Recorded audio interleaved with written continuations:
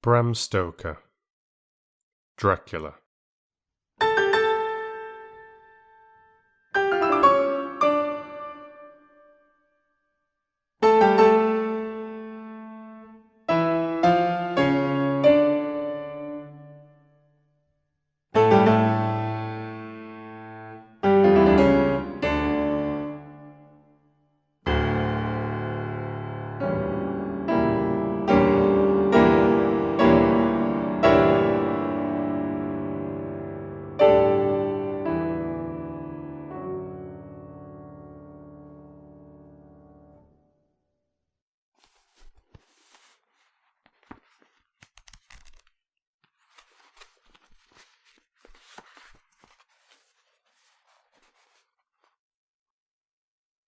Chapter 9. Letter Mina Harker to Lucy Westenra. Budapest, 24th of August. My dearest Lucy, I know you'll be anxious to hear all that has happened since we parted at the railway station at Whitby. Well, my dear, I got to Hull all right, and caught the boat to Hamburg, and then the train on here. I feel that I can hardly recall anything of the journey, except that I knew I was coming to Jonathan, and that as I should have to do some nursing, I had better get all the sleep I could. I found my dear one, oh, so thin and pale and weak-looking. All the resolution has gone out of his dear eyes, and that quiet dignity which I told you was in his face has vanished. He is only a wreck of himself, and he does not remember anything that has happened to him for a long time past. At least, he wants me to believe so, and I shall never ask. He has had some terrible shock, and I fear it might tax his poor brain if he were to try to recall it. Sister Agatha, who is a good creature and a born nurse, tells me that he raved of dreadful things whilst he was off his head. I wanted her to tell me what they were, but she would only cross herself, and say she would never tell, that the ravings of the sick were the secrets of God, and that if a nurse through her vocation should hear them, she should respect her trust. She is a sweet, good soul, and the next day, when she saw I was troubled, she opened up the subject again, and after saying that she could never mention what my poor dear raved about, added, I can tell you this much, my dear, that it was not about anything which he has done wrong himself, and you, as his wife-to-be, have no cause to be concerned. He has not forgotten you, or what he owes to you. His fear was of great and terrible things, which no mortal can treat of. I do believe the dear soul thought I might be jealous, lest my poor dear should have fallen in love with any other girl. The idea of my being jealous about Jonathan. And yet, my dear, let me whisper, I felt a thrill of joy through me when I knew that no other woman was a cause of trouble. I am now sitting by his bedside, where I can see his face while he sleeps. He is waking. When he woke, he asked me for his coat, as he wanted to get something from the pocket. I asked Sister Agatha, and she brought all these things. I saw that amongst them were his notebook, and was going to ask him to let me look at it, for I knew then that I might find some clue to his trouble. But I suppose he must have seen my wish in my eyes, for he sent me over to the window, saying he wanted to be quite alone for a moment. Then he called me back, and when I came he had his hand over the notebook, and he said to me very solemnly, Wilhelmina. I knew then that he was in deadly earnest, for he has never called me by that name since he asked me to marry him. You know, dear, my ideas of the trust between husband and wife.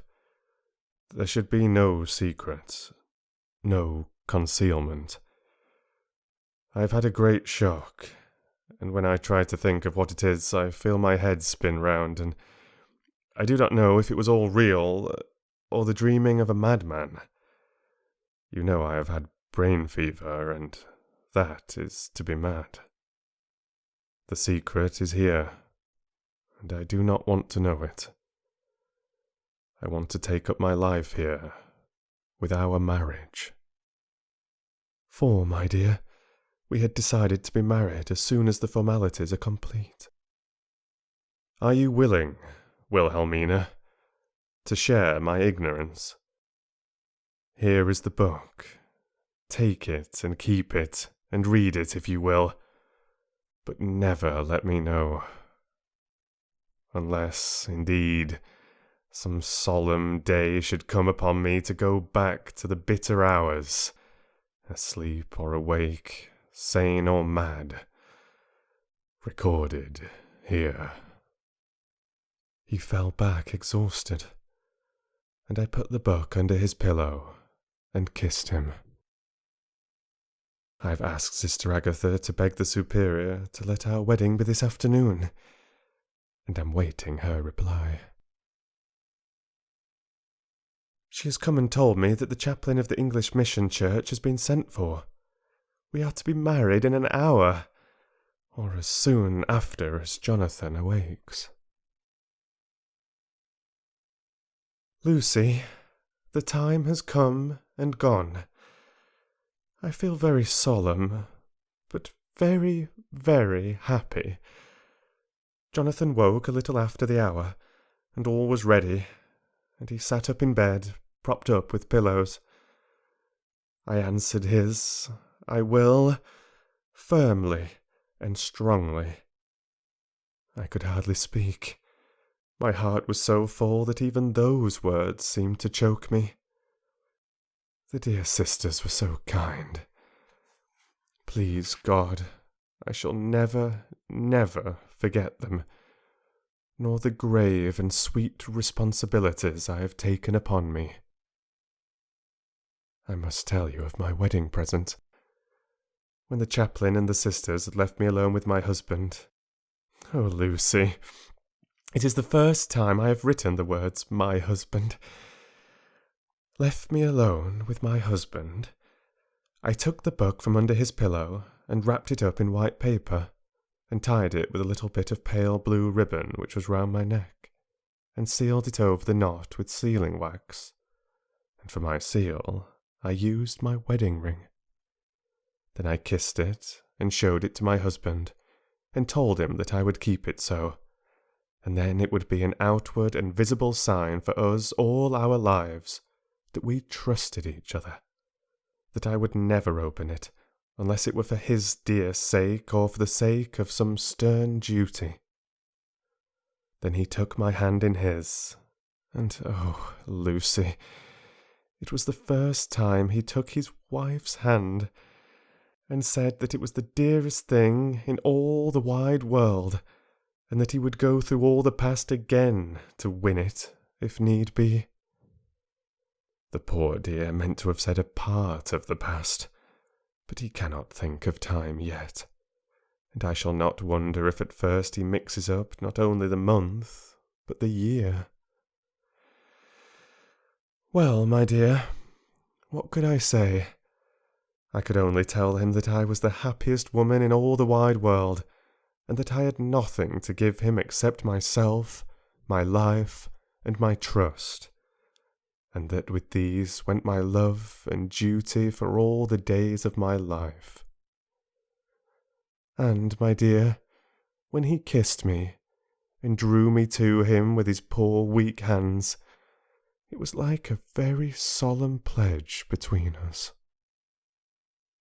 Lucy, dear, do you know why I tell you all this?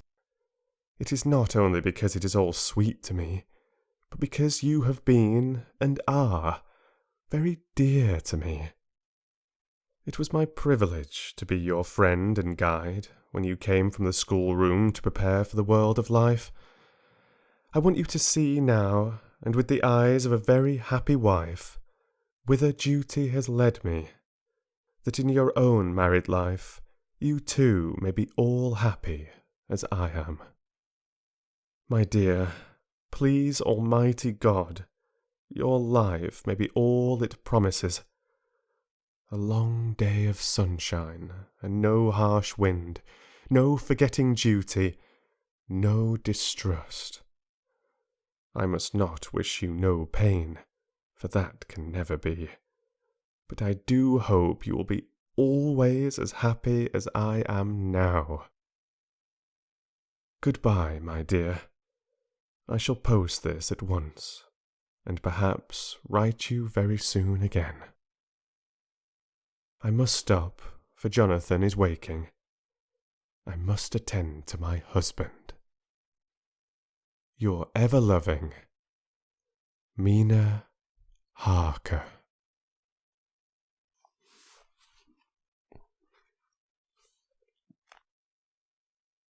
Letter Lucy Westenra to Mina Harker. Whitby, 30th of August. My dearest Mina, oceans of love and millions of kisses, and may you soon be in your own home with your husband. I wish you could be coming home soon enough to stay with us here.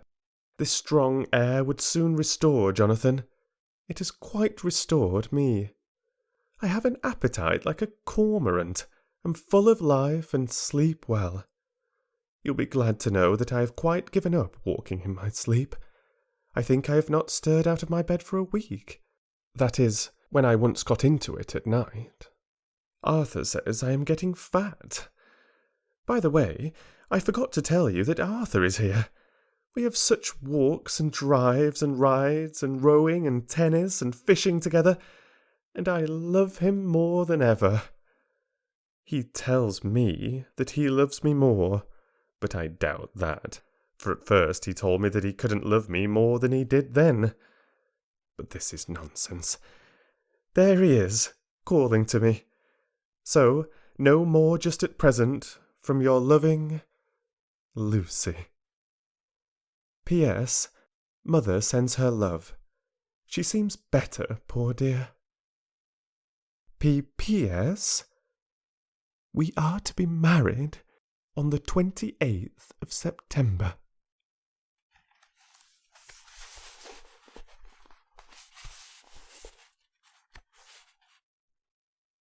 Dr. Seward's Diary. 20th of August. The case of Renfield grows even more interesting. He is now so far quieted that there are spells of cessation from his passion. For the first week after his attack he was perpetually violent. Then one night, just as the moon rose, he grew quiet, and kept murmuring to himself, "Now I can wait. Now I can wait." The attendant came to me, so I ran down at once to have a look at him. He was still in the strait waistcoat and in the padded room, but the suffused look had gone from his face, and his eyes had something of their old pleading, I might almost say cringing, softness. I was satisfied with his present condition, and directed him to be relieved. The attendants hesitated, but finally carried out my wishes without protest. It was a strange thing that the patient had humour enough to see their distrust, for, coming close to me, he said in a whisper, all the while looking furtively at them, "They think I could hurt you. Fancy me hurting you. The fools."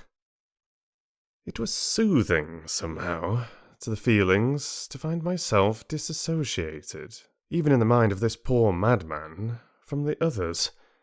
But all the same, I do not follow his thought. Am I to take it that I have anything in common with him, so that we are, as it were, to stand together? Or has he to gain from me some good so stupendous that my well-being is needful to him? I must find out later on. Tonight he will not speak. Even the offer of a kitten, or even a full-grown cat, will not tempt him. He will only say, "I don't take any stalking cats. I have more to think of now. And I can wait. I can wait."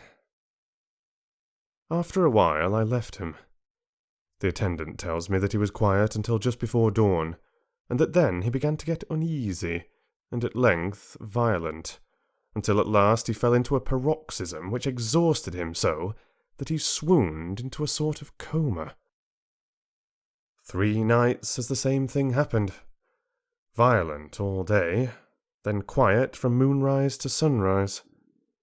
I wish I could get some clue to the cause.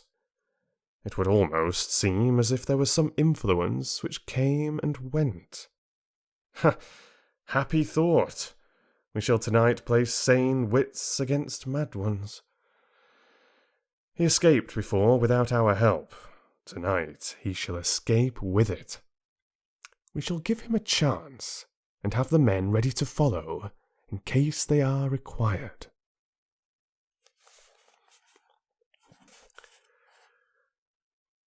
23rd of August. The unexpected always happens. How well Disraeli knew life. Our bird, when he found the cage open, would not fly, so all our subtle arrangements went for naught. At any rate, we have proved one thing, that the spells of quietness last a reasonable time. We shall in future be able to ease his bonds for a few hours each day. I have given orders to the night attendant merely to shut him in the padded room, when once he is quiet, until an hour before sunrise. The poor soul's body will enjoy the relief, even if his mind cannot appreciate it. Hark! The unexpected again! I am called. The patient has once more escaped. Later. Another night adventure.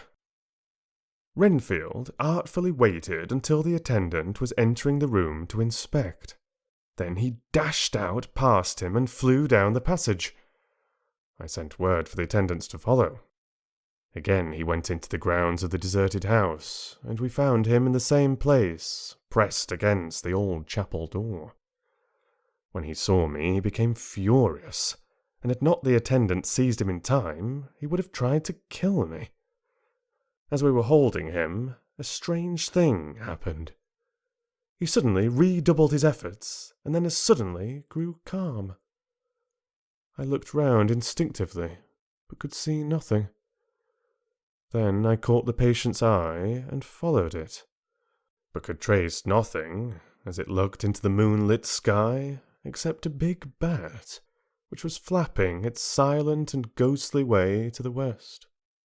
Bats usually wheel and flit about, but this one seemed to go straight on, as if it knew where it was bound for, or had some intention of its own. The patient grew calmer every instant, and presently said, "You needn't tie me. I shall go quietly." Without trouble, we came back to the house.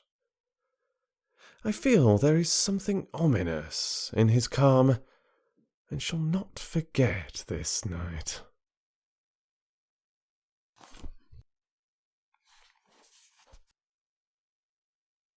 Lucy Westenra's Diary. Hillingham, 24th of August. I must imitate Mina and keep writing things down. Then we can have long talks when we do meet. I wonder when it will be. I wish you were with me again, for I feel so unhappy. Last night I seemed to be dreaming again, just as I was at Whitby. Perhaps it is the change of air, or getting home again. It is all dark and horrid to me, for I can remember nothing, but I am full of vague fear, and I feel so weak and worn out. When Arthur came to lunch, he looked quite grieved when he saw me, and I hadn't the spirit to try to be cheerful. I wonder if I could sleep in Mother's room tonight. I shall make an excuse and try.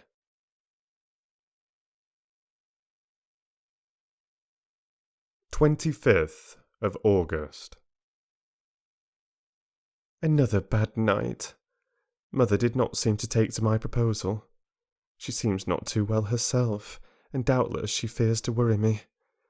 I tried to keep awake, and succeeded for a while, but when the clock struck 12 it waked me from a doze, so I must have been falling asleep. There was a sort of scratching or flapping at the window, but I did not mind it, and as I remember no more, I suppose I must have fallen asleep. All bad dreams. I wish I could remember them. This morning I am horribly weak.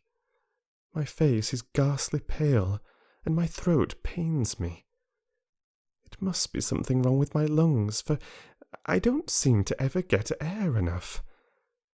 I shall try to cheer up when Arthur comes, or else I know he will be miserable to see me so.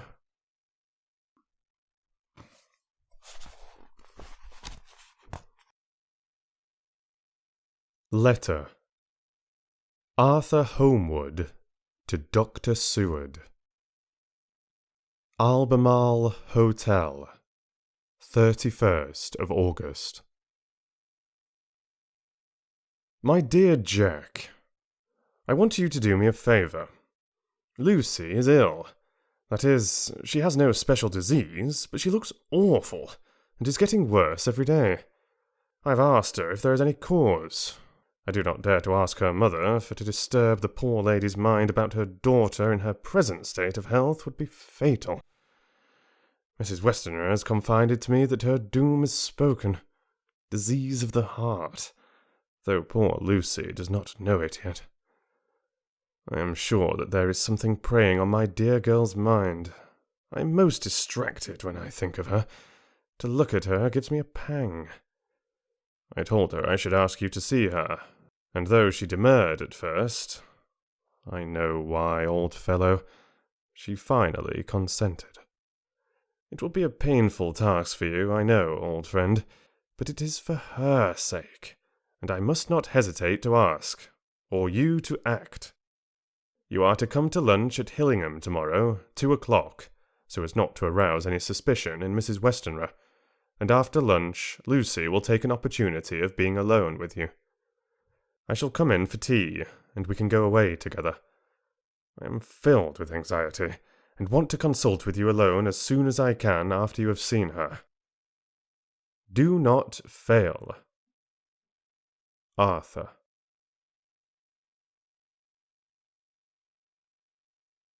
Telegram. Arthur Holmwood to Dr. Seward. 1st of September. Am summoned to see my father, who is worse. Am writing. Write me fully by tonight's post to ring. Wire me if necessary.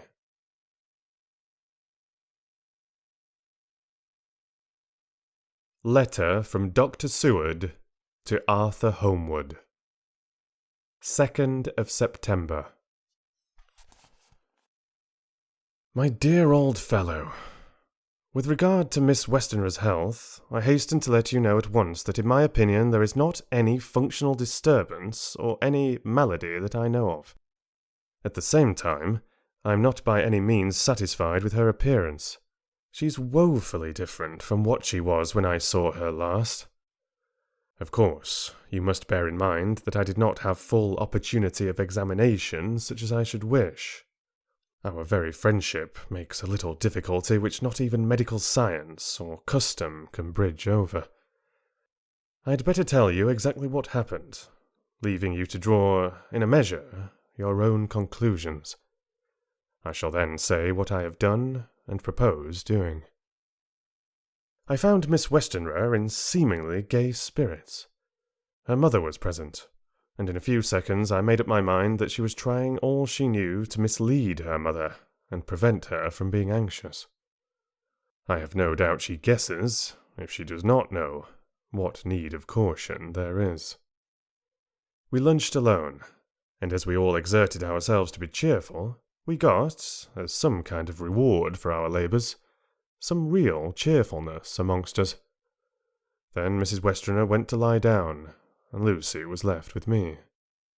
We went into her boudoir. Until we got there her gaiety remained, for the servants were coming and going. As soon as the door was closed, however, the mask fell from her face, and she sank down into a chair with a great sigh, and hid her eyes with her hand. When I saw that her high spirits had failed, I at once took advantage of her reaction to make a diagnosis. She said to me, very sweetly, "I cannot tell you how I loathe talking about myself." I reminded her that a doctor's confidence was sacred, but that you were grievously anxious about her. She caught on to my meaning at once, and settled that matter in a word. "Tell Arthur everything you choose. I do not care for myself, but all for him. So I am quite free." I could easily see that she is somewhat bloodless, but I could not see the usual anemic signs, and by a chance I was actually able to test the quality of her blood, for in opening a window which was stiff, a cord gave way, and she cut her hand slightly with broken glass. It was a slight matter in itself, but it gave me an evident chance, and I secured a few drops of the blood and have analysed them. The qualitative analysis gives a quite normal condition, and shows, I should infer, in itself a vigorous state of health.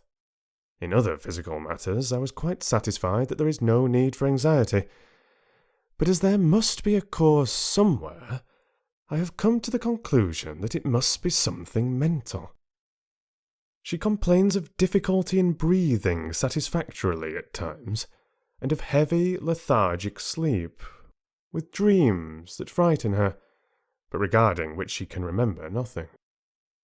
She says that as a child she used to walk in her sleep, and that when in Whitby the habit came back, and that once she walked out in the night and went to the East Cliff, where Miss Murray found her, but she assures me that of late the habit has not returned. I am in doubt, and so have done the best thing I know of. I have written to my old friend and master, Professor Van Helsing of Amsterdam, who knows as much about obscure diseases as anyone in the world. I have asked him to come over, and as you told me that all things were to be at your charge, I have mentioned to him who you are and your relations to Miss Westenra. This, my dear fellow, is only in obedience to your wishes, for I am only too proud and happy to do anything I can for her. Van Helsing would, I know, do anything for me for a personal reason, so no matter on what ground he comes, we must accept his wishes. He is a seemingly arbitrary man, but this is because he knows what he is talking about better than anyone else.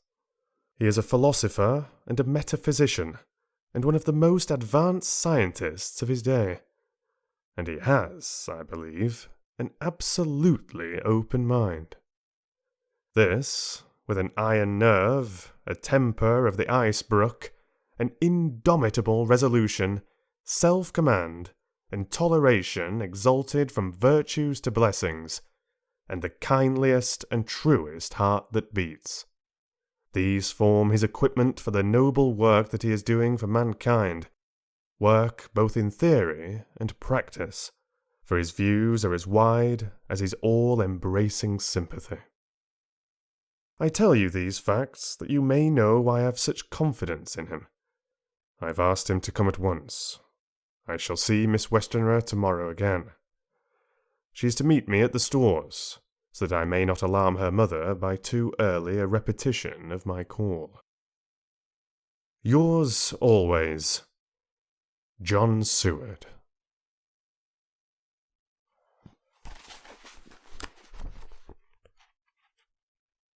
Letter.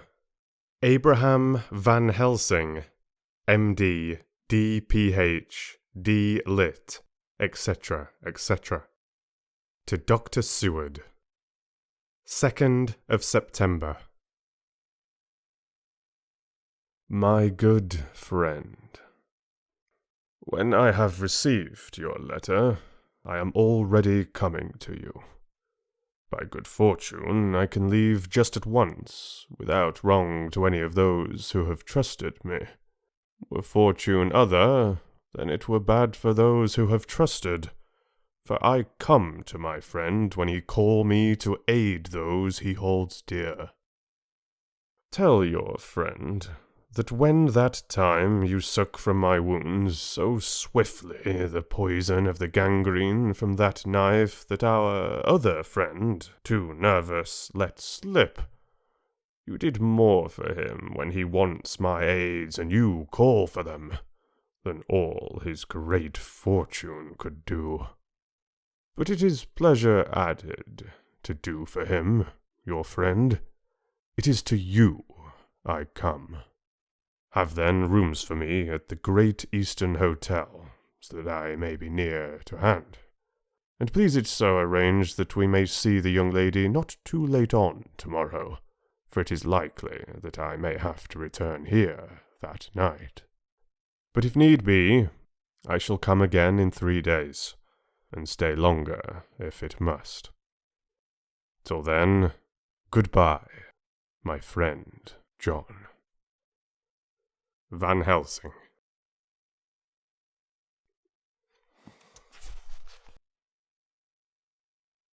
Letter. Dr. Seward to Honourable Arthur Holmwood. 3rd of September. My dear Art, Van Helsing has come and gone. He came on with me to Hillingham, and found that, by Lucy's discretion, her mother was lunching out, so that we were alone with her. Van Helsing made a very careful examination of the patient. He is to report to me, and I shall advise you, for of course I was not present all the time. He is, I fear, much concerned, but says he must think. When I told him of our friendship and how you trust to me in the matter, he said, "You must tell him all you think. Tell him what I think, if you can guess it, if you will." Nay, I am not jesting. This is no jest, but life and death. Perhaps more. I asked what he meant by that, for he was very serious. This was when we had come back to town, and he was having a cup of tea before starting on his return to Amsterdam. He would not give me any further clue. You must not be angry with him, Art, because his very reticence means that all his brains are working for her good. He will speak plainly enough when the time comes, be sure. So I told him I would simply write an account of our visit, just as if I were doing a descriptive special article for the Daily Telegraph. He seemed not to notice, but remarked that the smuts in London were not quite so bad as they used to be when he was a student here. I am to get his report tomorrow, if he can possibly make it. In any case, I am to have a letter. Well, as to the visit. Lucy was more cheerful than on the day I first saw her, and certainly looked better. She had lost something of the ghastly look that so upset you, and her breathing was normal. She was very sweet to the Professor, as she always is, and tried to make him feel at ease, though I could see that the poor girl was making a hard struggle for it. I believe Van Helsing saw it too, for I saw the quick look under his bushy brows that I knew of old. Then he began to chat of all things, except ourselves and diseases, and with such an infinite geniality that I could see poor Lucy's pretence of animation merge into reality.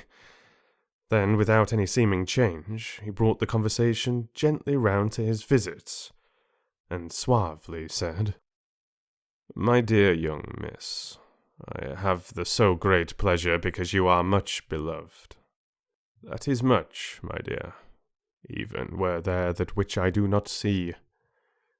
They told me you were down in the spirit, and that you were of a ghastly pale. To them I say, pooh!" And he snapped his fingers at me and went on. "But you and I shall show them how wrong they are. How can he—" And he pointed at me with the same look and gesture as that with which once he pointed me out to his class, and, or rather after, a particular occasion which he never fails to remind me of. "Know anything of a young lady's? He has his madman to play with, and to bring them back to happiness, and to those that love them. It is much to do, and, oh, but there are rewards, in that we can bestow such happiness. But the young ladies, he has no wife nor daughter, and the young do not tell themselves to the young, but to the old, like me, who have known so many sorrows and the causes of them. So, my dear, we will send him away to smoke the cigarette in the garden, whilst you and I have little talk all to ourselves." I took the hint, and strolled about, and presently the professor came to the window and called me in. He looked grave, but said, "I have made careful examination, but there is no functional cause. With you, I agree that there has been much blood lost. It has been, but is not. But the conditions of her are in no way anemic. I have asked her to send me her maid, that I may ask her just one or two questions, that so I may not chance to miss nothing. I know well what she will say, and yet there is cause. There is always cause for everything, and I must go back home and think. You must send to me the telegram every day, and if there be cause, I shall come again. The disease, for not to be all well is a disease, interests me, and the sweet young dear, she interests me too. She charmed me, and for her, if not for you or disease, I come." As I tell you, he would not say a word more, even when we were alone. And so now, Art, you know all I know. I shall keep stern watch. I trust your poor father is rallying. It must be a terrible thing to you, my dear old fellow, to be placed in such a position between two people who are both so dear to you. I know your idea of duty to your father, and you are right to stick to it. But, if need be, I shall send you word to come at once to Lucy. So do not be over-anxious, unless you hear from me.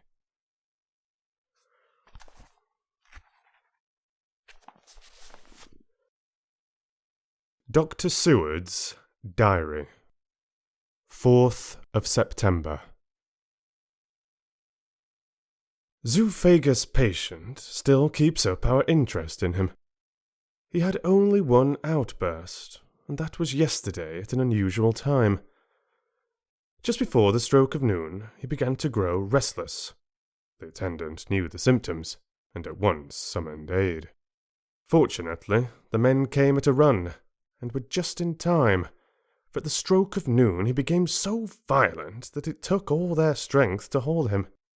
In about 5 minutes, however, he began to get more and more quiet, and finally sank into a sort of melancholy, in which state he has remained up to now.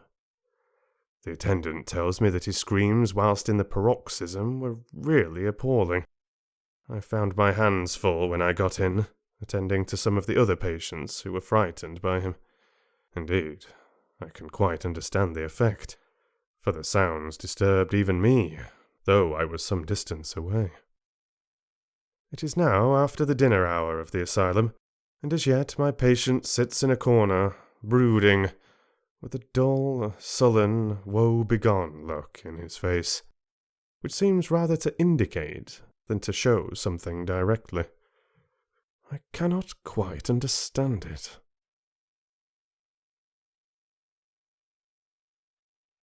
Later.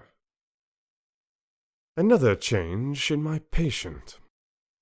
At 5 o'clock, I looked in on him, and found him seemingly as happy and contented as he used to be.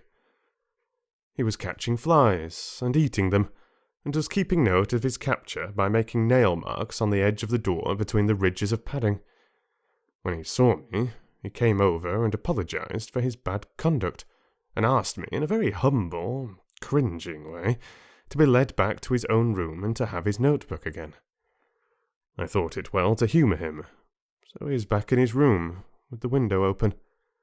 He has the sugar of his tea spread out on the window-sill, and is reaping quite a harvest of flies. He is not now eating them, but putting them into a box, as of old, and is already examining the corners of his room to find a spider. I tried to get him to talk about the past few days, for any clue to his thoughts would be of immense help to me, but he would not rise. For a moment or two he looked very sad, and said in a sort of far-away voice, as though saying it rather to himself than to me, "All over, all over. He has deserted me. No hope for me now, unless I do it for myself." Then suddenly turning to me in a resolute way, he said, "Doctor, won't you be very good to me and let me have a little more sugar? I think it would be good for me." "And the flies?" I said. "Yes, the flies like it too, and I like the flies. Therefore, I like it." And there are people who know so little as to think that madmen do not argue. I procured him a double supply, and left him as happy a man as, I suppose, any in the world. I wish I could fathom his mind. Midnight. Another change in him. I had been to see Miss Westenra, whom I found much better, and had just returned, and was standing at our own gate looking at the sunset, when once more I heard him yelling. As his room is on this side of the house, I could hear it better than in the morning. It was a shock to me to turn from the wonderful smoky beauty of a sunset over London, with its lurid lights and inky shadows, and all the marvellous tints that come on foul clouds, even as on foul water, and to realise all the grim sternness of my own cold stone building, with its wealth of breathing misery, and my own desolate heart to endure it all. I reached him just as the sun was going down, and from his window saw the red disk sink. As it sank, he became less and less frenzied, and just as it dipped, he slid from the hands that held him, an inert mass, on the floor. It is wonderful, however, what intellectual recuperative power lunatics have, for within a few minutes he stood up quite calmly and looked around him.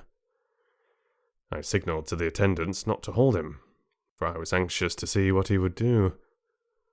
He went straight over to the window and brushed out the crumbs of sugar.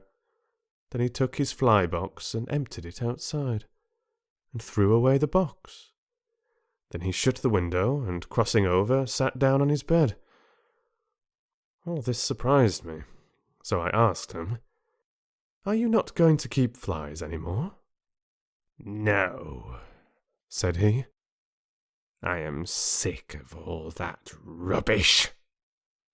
He certainly is a wonderfully interesting study. I wish I could get some glimpse of his mind or of the cause of his sudden passion. Stop. There may be a clue after all. If we could find why today his paroxysms came on at high noon and at sunset. Can it be that there is a malign influence of the sun at periods which affects certain natures, as at times the moon does others? We shall see.